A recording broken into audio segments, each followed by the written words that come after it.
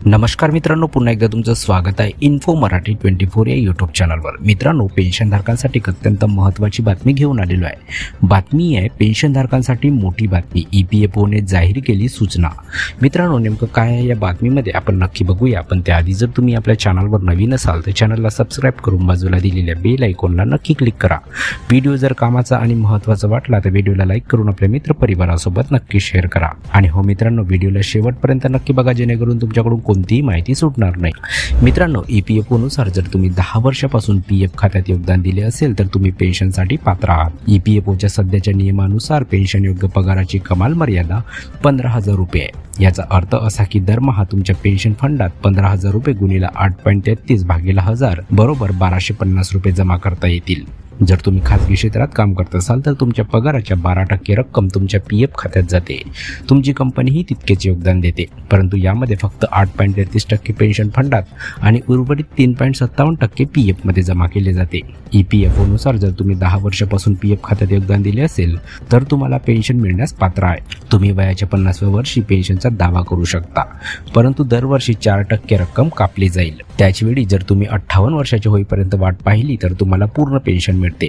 जर तुम्ही 58 वर्षानंतर पेन्शनचा दावा केला नाही आणि तो 60व्या वर्षापर्यंत पुढे ढकलला तर दरवर्षी 4% वाढ होईल, म्हणजे 60 वर्षाच्या वयात तुम्हाला 8% पेक्षा जास्त पेन्शन मिळेल। EPFOच्या सध्याच्या नियमानुसार पेन्शन योग्य पगाराची कमाल मर्यादा 15,000 रुपये। याचा अर्थ असा की दरमहा तुमच्या पेन्शन फंडात 15,000 रुपये गुणिले 8.33 भागिले 1000 बरोबर 1250 रुपये जमा करता येतील। पेन्शनची गणना करताना ते या सूत्राचा वापर करून मोजले जाते। पेन्शन योग्य पगार गुणिले पेन्शन योग्य सेवा भागिले 70 बरोबर मासिक पेन्शन। आता प्रश्न असा आहे की 60व्या वर्षी तुम्हाला किती पेन्शन मिळेल? मित्रांनो, 60व्या वर्षी तुम्हाला किती पेन्शन मिळेल याबद्दल आपण बघूया। जर तुम्ही वयाच्या 23व्या वर्षी काम करायला सुरुवात केली आणि 58व्या वर्षी निवृत्त झाला तर तुम्ही एकूण 35 वर्ष काम केले आहे। या प्रकरणात पेन्शन योग्य पगार बरोबर 15,000 रुपये, सेवा कालावधी बरोबर 35 वर्ष, म्हणजे पेन्शन 15,000 गुणिले 35 भागिले 70 बरोबर 7,500 रुपये प्रति महिना असेल। त्याचवेळी जर तुम्ही वयाच्या 60व्या वर्षी पेन्शनचा दावा केला तर त्यावर 8% अतिरिक्त वाढ होईल, परंतु PF पेन्शनची गणना तुमच्या गेल्या 60 महिन्याच्या सरासरी पगारावर आधारित असते।